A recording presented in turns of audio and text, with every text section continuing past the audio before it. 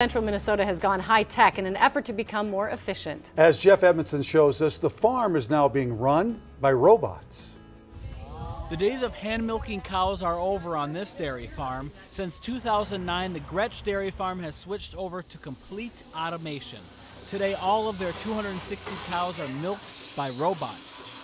It took the dairy farm about a year to train the cows to use the robotic milker. When she goes into the robot, it knows which cow it is, and if she needs to be milked or not. Each cow has a unique ID, and when it comes into the robotic milking station, it can track to see how much it weighs, how much milk it produces, and the health of the cow.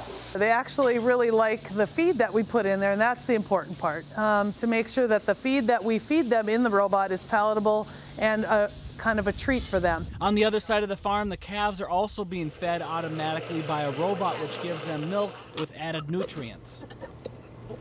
Having a full system of robots working the barn, like a feed pusher and back scratcher, gives Steve and Lisa Gretsch more information about their cows and scheduling flexibility, which may be the norm in the future for their children.